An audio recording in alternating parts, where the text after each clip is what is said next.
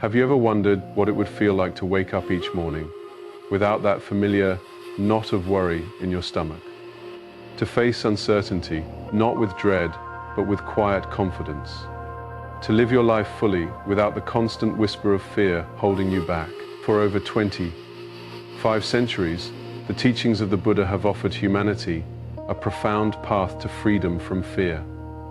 These aren't abstract concepts, they're time-tested insights that have transformed millions of lives, guiding people through their darkest moments into genuine peace and courage.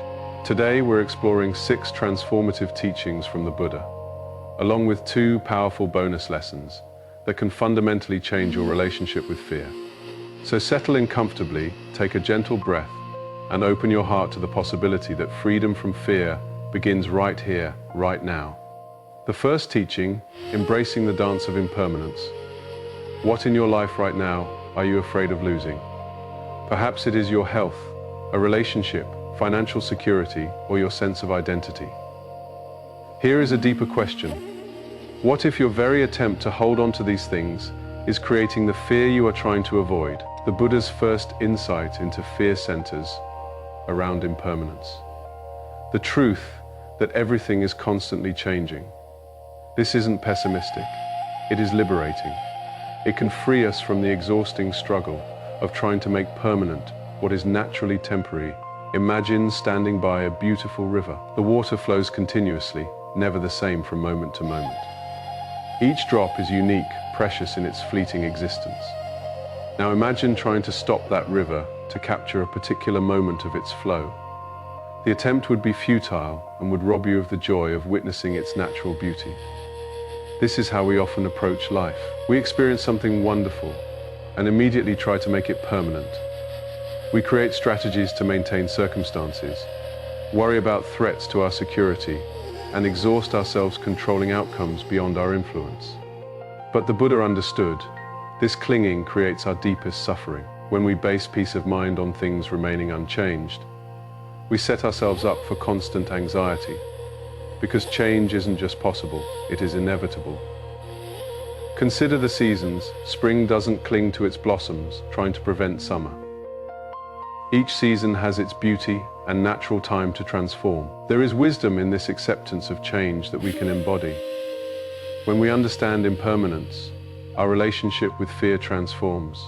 We see that what we're afraid of losing was never meant to be permanent. This doesn't diminish its value, it enhances it. When we know something is temporary, we appreciate it more fully. Think about a beautiful sunset. Part of what makes it moving is its temporary nature. If the sky stayed golden forever, would it still take your breath away? The beauty comes partly from knowing this moment is fleeting, unrepeatable. When fear arises about potential changes, try this practice. Acknowledge what you are afraid of losing. Recognize your fear is natural. It comes from loving deeply. Then ask, what if I could love this while accepting its temporary nature? What if I could appreciate it fully now without needing it to last forever? This shift is profoundly liberating. Instead of spending energy preventing inevitable change, you invest it in fully experiencing what is present.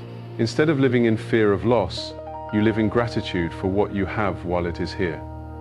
The Buddha taught that when we embrace impermanence, nothing is ever really lost. It transforms. Love doesn't disappear when relationships change, it becomes part of who you are.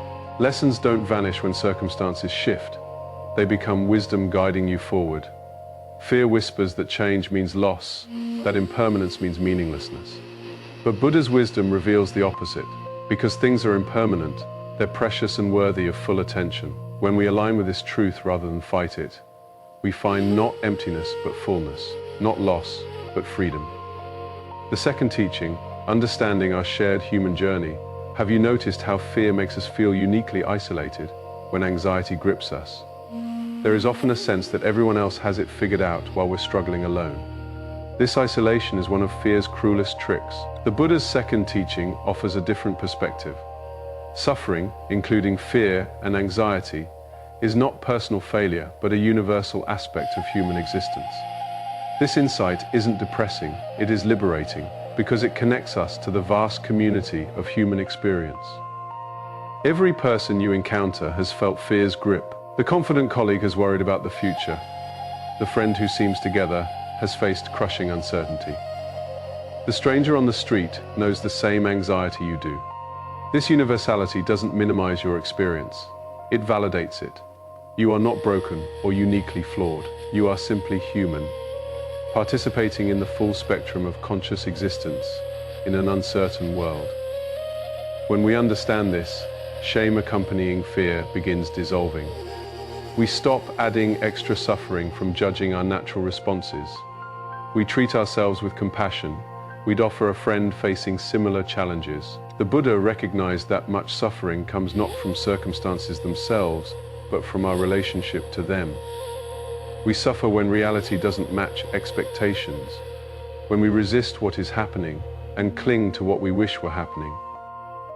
Consider fear's layers. Often we're not just afraid of an outcome, we're afraid of being afraid. We judge ourselves for feeling anxious, resist uncertainty's discomfort, fight our natural responses. This resistance creates second layer suffering on top of original fear. Imagine facing a significant decision, career change, relationship transition, health challenge. The uncertainty itself is uncomfortable but manageable.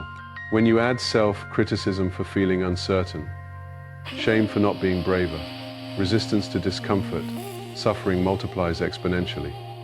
Buddha's wisdom suggests acceptance, not passive resignation, but active acknowledgement of present experience. When fear arises, instead of fighting or judging it, simply notice it with gentle attention. You'd give any natural phenomenon. This acceptance doesn't mean liking fear or avoiding appropriate action. It means stopping the addition of unnecessary suffering to already challenging situations. You stop making fear mean something terrible about you. In our modern world, we're bombarded with images of people appearing to have perfect lives, navigating challenges effortlessly. Social media creates illusions that everyone else lives in constant joy while we alone deal with difficulties.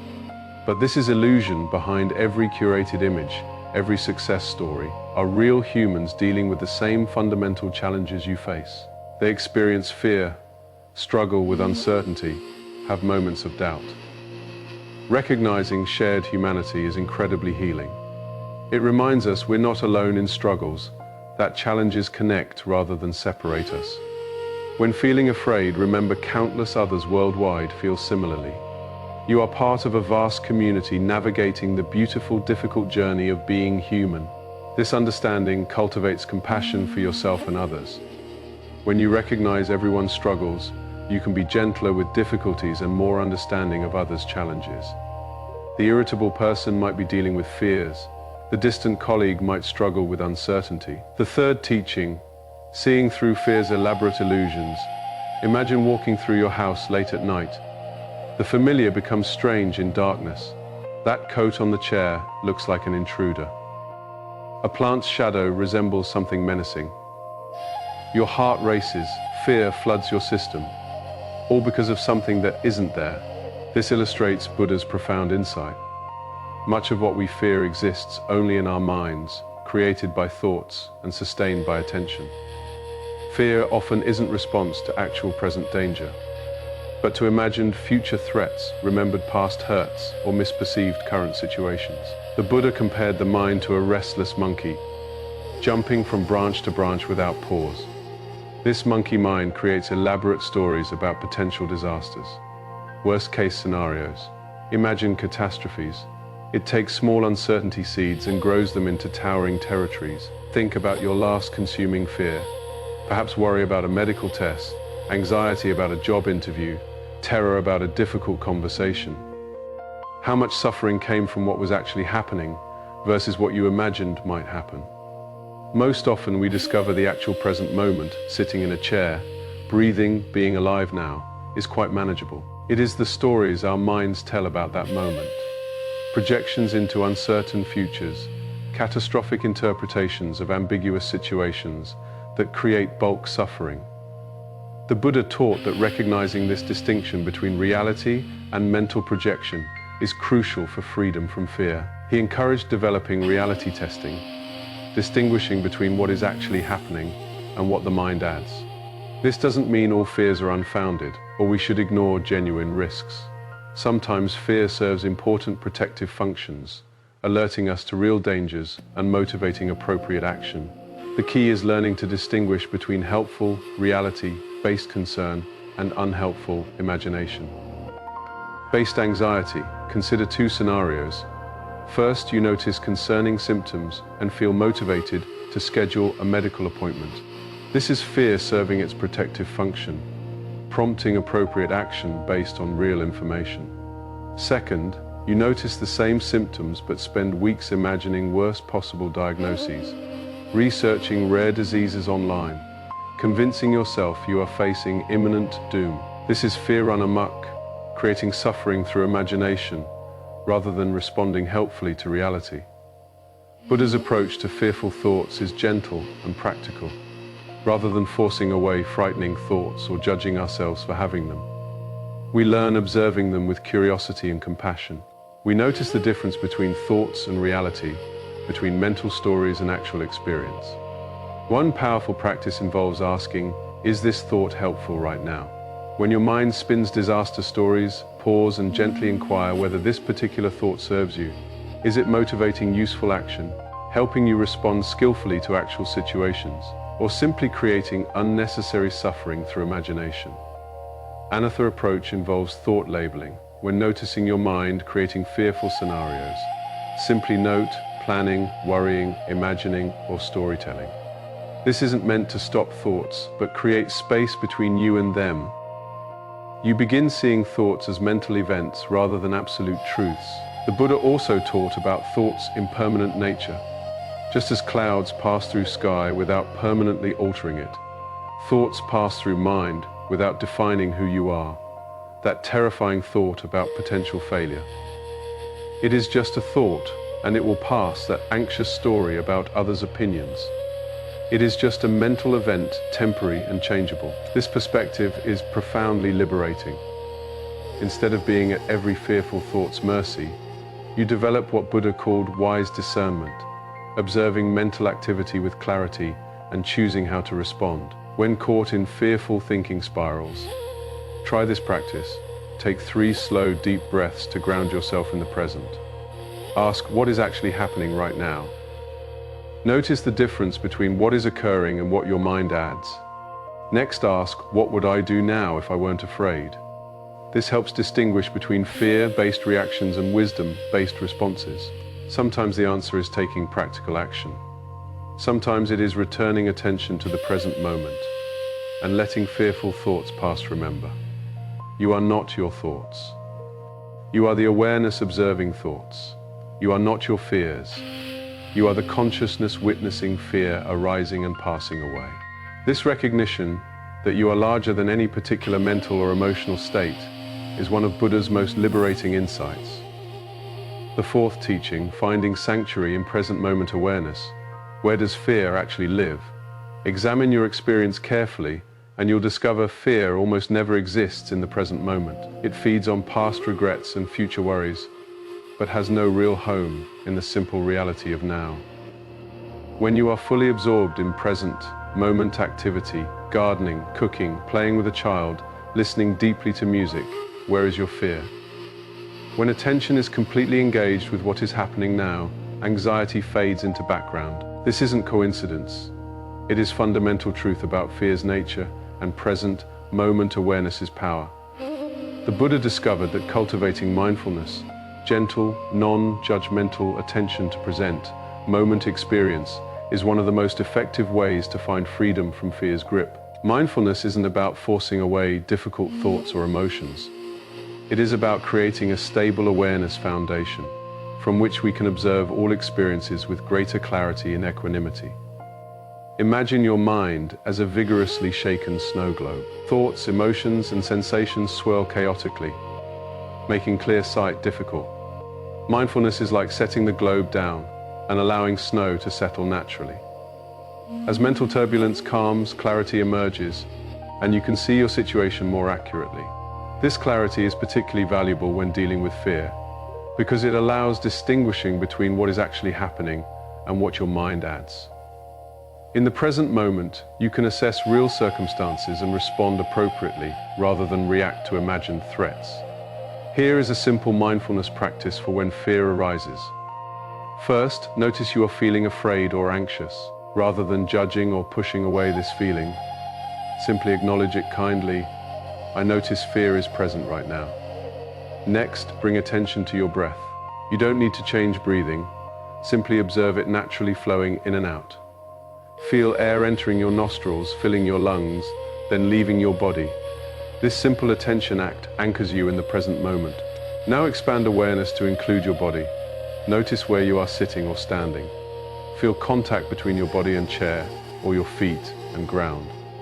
Observe physical sensations, perhaps shoulder tension, hand warmth, or clothing against skin. This embodied awareness further grounds you in present reality. Tune into your environment. What sounds can you hear? Perhaps birds singing, distant traffic, appliance hums, or your own breathing. What can you see around you? Notice colors, shapes, textures, and light. This sensory awareness connects you with the immediate world. Finally, return to observing thoughts and emotions with the same gentle attention given to breath and surroundings. Notice thoughts arise and pass like clouds in sky. Observe emotions having beginning, middle, and end, like ocean waves. You don't need engaging every thought or being overwhelmed by every emotion. Simply witness them with compassionate awareness. This mindful observation reveals something profound. You are not your thoughts or emotions. You are the awareness that can observe them. This recognition creates what Buddha called wise space, a gap between stimulus and response where choice becomes possible. In this space, ask helpful questions. What does this situation actually require of me now? What would be the most skillful response? How can I take care of myself and others in this moment? These questions arise from wisdom rather than fear, from clarity rather than confusion. The Buddha taught that mindfulness is like a good friend staying with you through all circumstances. When times are easy, mindfulness helps you appreciate and fully experience joy and contentment.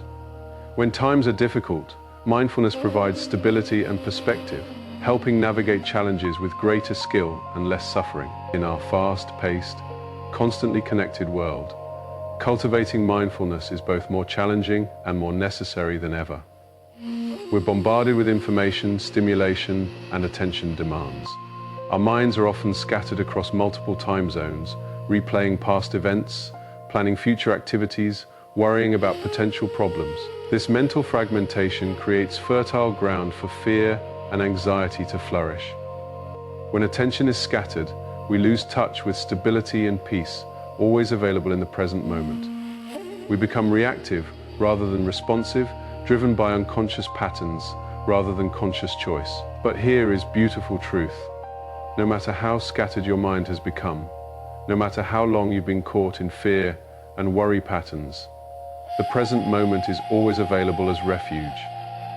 You can return anytime, anywhere, simply by gently redirecting attention to what is actually happening now. This return to presence doesn't require perfect concentration or years of meditation experience. It simply requires willingness to pause, breathe, and notice what is here. Even a few moments of mindful attention can shift your entire experience, moving you from reactivity to responsiveness, from fear to clarity. The fifth teaching, the liberation of letting go. Picture yourself holding sand at the beach. The tighter you squeeze your fist, trying to prevent even a single grain from escaping, the more sand slips through your fingers. But when you hold your hand open, relaxed and receptive, sand rests peacefully in your palm. This simple image captures one of Buddha's most profound teachings about the relationship between attachment and fear. We live in a culture equating love with possession, security with control, and success with making things permanent. We're taught to hold tightly to what we value, fight for what we want, never let go of what makes us happy. But the Buddha discovered something counterintuitive. This very grasping, this desperate attempt to control outcomes and possess experiences is often the source of our deepest fears and greatest suffering, attachment. In Buddhist understanding, isn't the same as love or care. You can love someone deeply without being attached to them. You can care passionately about work without being attached to specific outcomes. You can appreciate beauty, pursue goals, and engage fully with life without the desperate clinging that characterizes attachment. The difference lies in your relationship to impermanence and uncertainty. Love accepts that relationships will change and evolve. Attachment demands they remain exactly as they are. Care motivates skillful action without guaranteeing particular results. Attachment insists on controlling outcomes.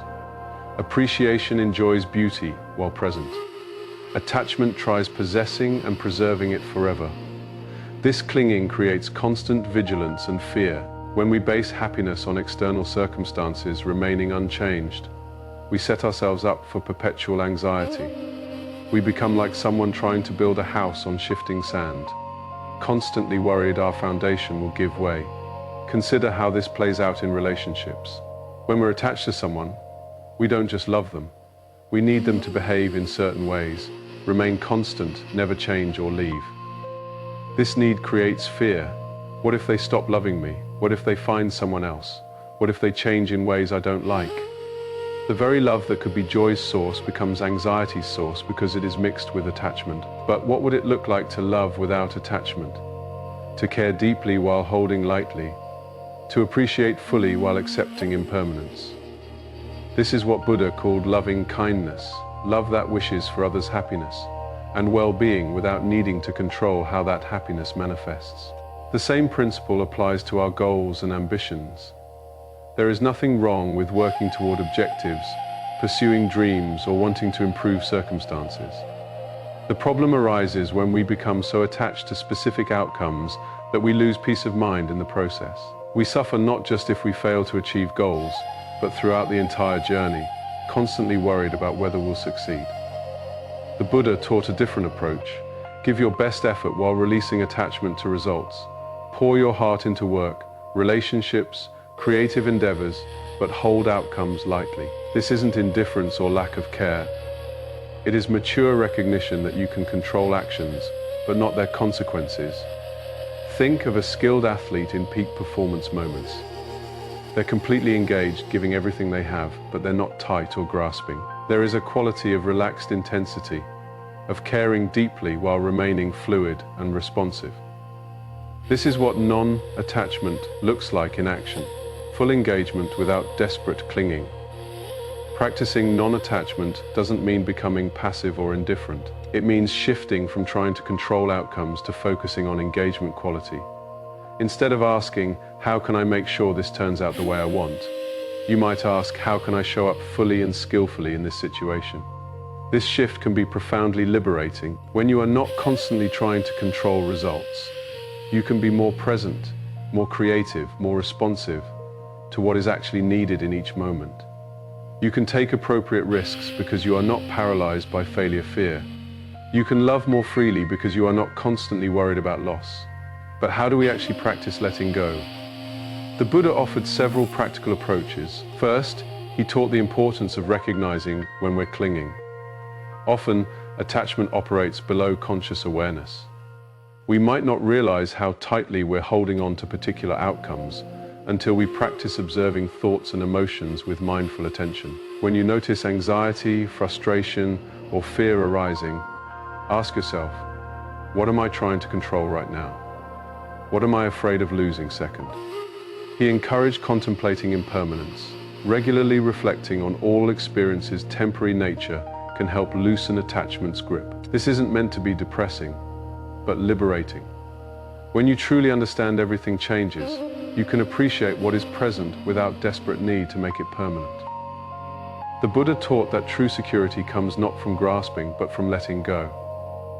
When you are not constantly trying to control outcomes, you develop confidence in your ability to handle whatever arises. You discover you are more resilient, adaptable, and resourceful than you realized. The sixth teaching, cultivating the wisdom of patience in our instant, everything culture. Patience might seem like an outdated virtue. We can order food delivered within the hour, send messages arriving in seconds, access virtually any information with phone taps.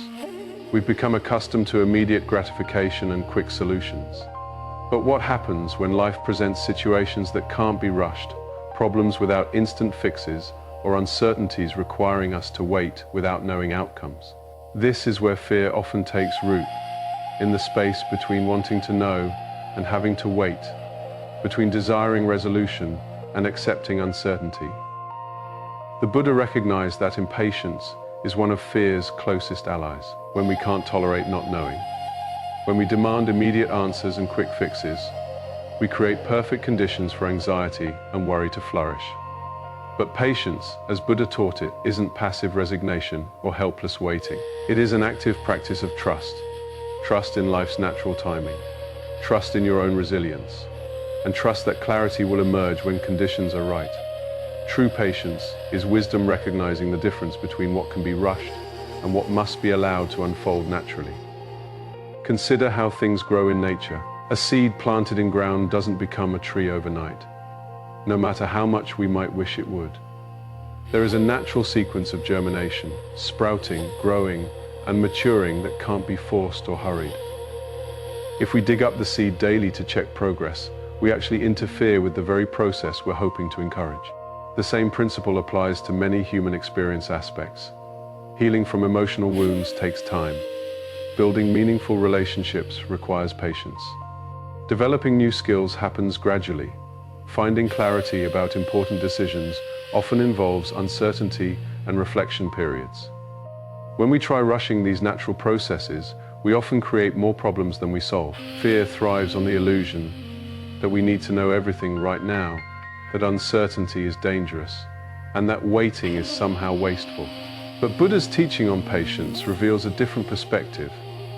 Uncertainty is often a sign that something important is developing. Not knowing can be a space of possibility rather than threat. And waiting with awareness can be one of the most productive things we do. This doesn't mean being passive facing challenges or avoiding appropriate action. The Buddha taught what we might call active patience, engaging skillfully with what is within your control while accepting what is beyond your influence. It is the difference between anxious waiting and mindful presence, between desperate grasping for answers and patient openness to what wants to emerge. Think about a time when you faced a difficult decision or uncertain situation. Perhaps considering a career change, dealing with health concerns, or navigating relationship challenges. In that situation, there were likely some things you could do: gather information, seek advice, take practical steps, and other things simply beyond your control. Like others' responses or ultimate outcomes of your efforts, patience involves fully engaging with what you can influence while releasing the need to control what you can't. It means taking appropriate action without demanding immediate results. It means staying present with uncertainty rather than escaping into fantasy or worry. One of the most challenging aspects of cultivating patience is learning to tolerate not knowing's discomfort. Our minds are prediction machines, constantly trying to figure out what is happening next, so we can prepare and protect ourselves. When we can't predict or control outcomes, it can feel deeply unsettling, but the Buddha taught that this discomfort is temporary and workable. Just as you can learn to sit with physical discomfort during meditation without being overwhelmed, you can learn to sit with uncertainty's emotional discomfort without being consumed by fear or anxiety. Bonus teaching 1: transforming challenges into growth opportunities. What if every moment of fear you've experienced was actually an invitation to discover strengths you didn't know you had, to develop wisdom you couldn't have gained any other way, to become more compassionate, resilient, and authentic than you ever imagined possible? The Buddha's teaching on transforming difficulties into growth opportunities is both profoundly practical and deeply transformative. It doesn't minimize suffering's reality or suggest all challenges are blessings in disguise. Instead, it offers a way of relating to difficulties that can fundamentally change your experience of them. The Buddha observed that human beings have remarkable capacity for growth, adaptation, and learning. But this capacity is often activated most powerfully not during times of ease and comfort, but during periods of challenge and uncertainty.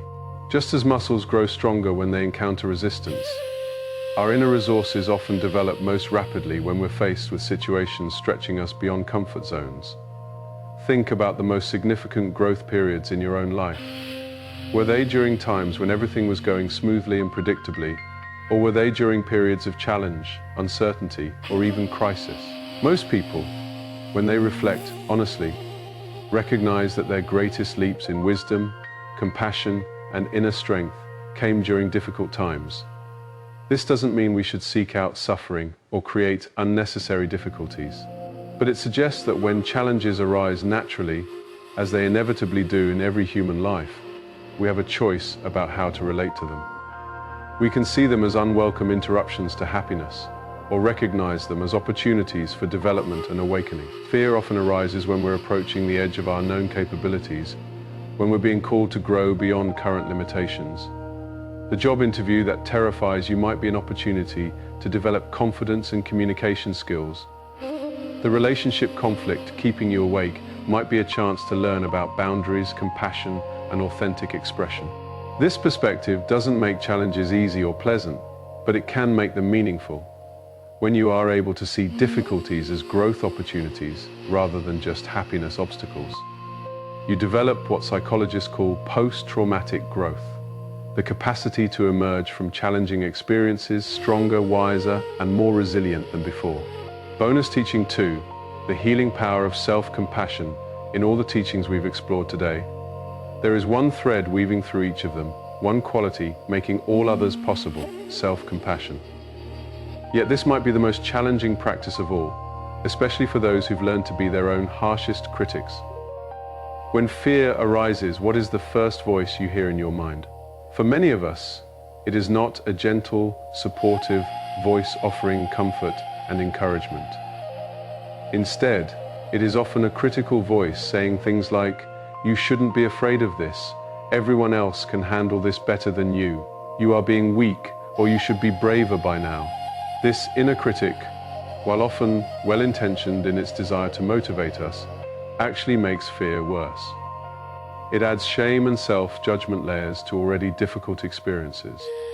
Instead of just dealing with original fear, we now have to cope with feeling bad about feeling afraid.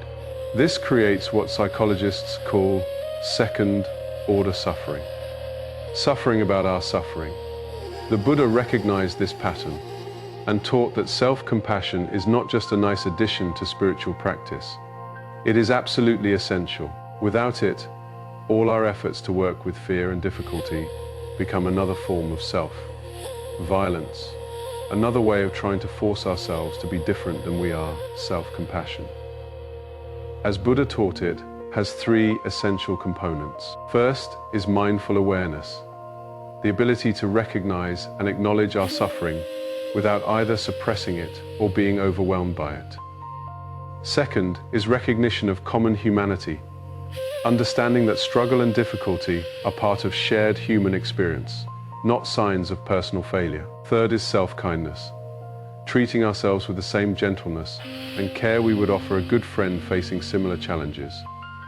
When you notice fear arising, the first step is simply acknowledging it without judgment. Instead of immediately trying to fix, change, or make it go away, you can simply say to yourself, "I notice that fear is present right now. This is a moment of suffering." This acknowledgement might seem simple, but it is actually quite radical. Most of us have been trained to either ignore difficult emotions or judge ourselves for having them, simply recognizing and naming what is happening. Without immediately trying to change it, creates space for a different kind of response. The second step involves remembering you are not alone in this experience. Fear is not personal failing or a sign something is wrong with you. It is a universal human experience in this very moment. Countless other people around the world are feeling afraid, anxious, or uncertain. The third step involves actively offering yourself the same kindness you would give someone you care about. If a good friend came to you feeling afraid and uncertain, what would you say to them? You probably wouldn't criticize them for feeling scared or tell them they should be braver. You'd likely offer comfort, understanding, and gentle encouragement. This is exactly what self-compassion involves, turning that same quality of care toward yourself. A gentle conclusion, living beyond fear's grip as we come to the end of our journey. through these transformative teachings. Remember that simply hearing these concepts is just the beginning. Real transformation happens when you begin living these insights, practicing them in daily life, applying them when fear arises and uncertainty feels overwhelming. The Buddha offered these as practical tools for liberation, as medicine for suffering that comes from living in fear and resistance to life's natural flow.